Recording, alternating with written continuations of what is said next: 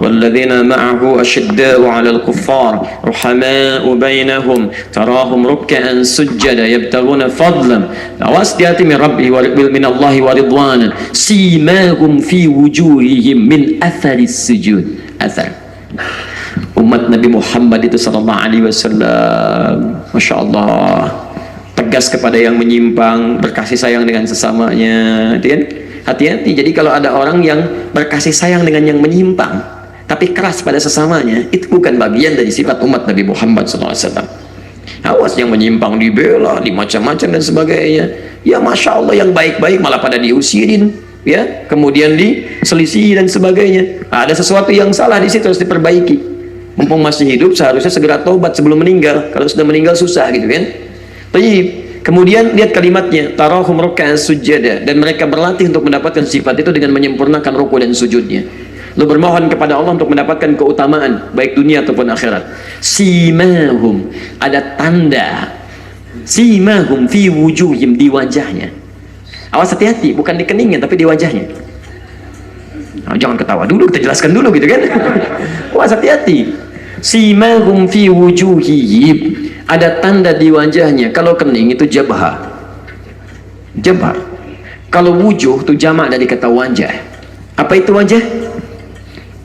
Nah, kalau tidak tahu katakan apa? Masya Allah. Apa itu wajah? Masya Allah. Baik.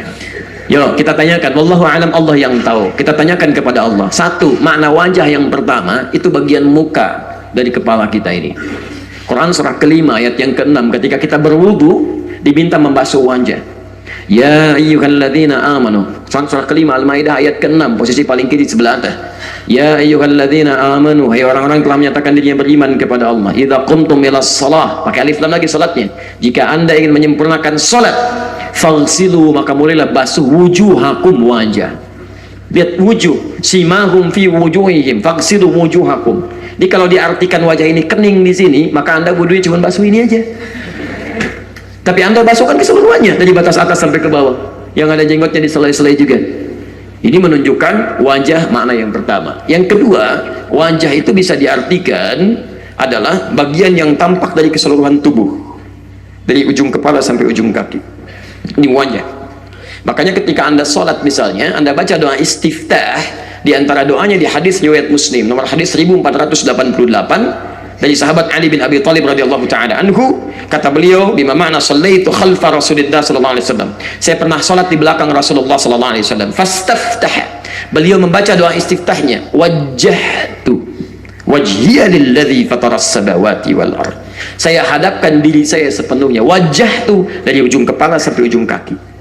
Kalau diartikan cuman ini saja, berarti antum ngadep kiblatnya yang ini aja, gitu kan? Jadi begini. Nah, itu bisa salah. Paham ya? Saya pasrahkan diri saya sepenuhnya dari ujung kepala sampai ujung kaki. Makanya kalau orang mengatakan kalimat wajjahtu, maka dia akan pasrahkan ketentuan dari ujung kepala sampai ujung kaki menurut aturan Allah Subhanahu wa taala. Setelah sholat, nggak mungkin kepalanya melakukan aktivitas kecuali ke atas kehendak Allah, menurut ketentuan Allah. Matanya hanya akan melihat berdasar ketentuan Allah. Telinganya hanya akan dengar berdasar ketentuan Allah. Bicaranya hanya akan keluar kata-kata berdasar ketentuan Allah. Jadi kalau ada orang sholat baca kalimat wajjahtu, setelah sholat lisannya tidak sesuai ketentuan Allah, pandangannya melanggar ketentuan Allah, telinganya melanggar ridha Allah, ada yang salah dalam semua itu. Ada yang keliru. Makanya orang yang benar itu sholatnya, rukunya, sujudnya ada athar, ada tampak, tanda. Di mana tandanya? Nampak dari aura wajahnya, nampak dari sikap-sikap baiknya, tangannya, kakinya, dari ujung kepala sampai ujung kaki. Min atharis sujud, dari bekas sujudnya. Athar yang dimaksudkan di sini dari jejak-jejak sujudnya yang benar. Makanya kata para ulama, yang dimaksud di sini bukan tidak harus tanda yang nampak di kening.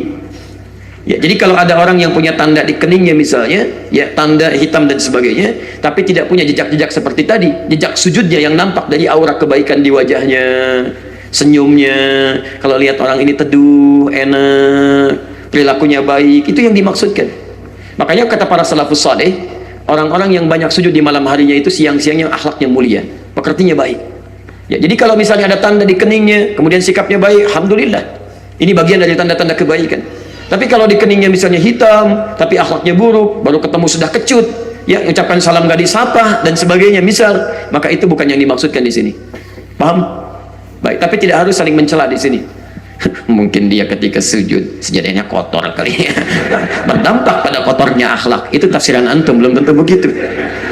Jangan begitu gitu ya.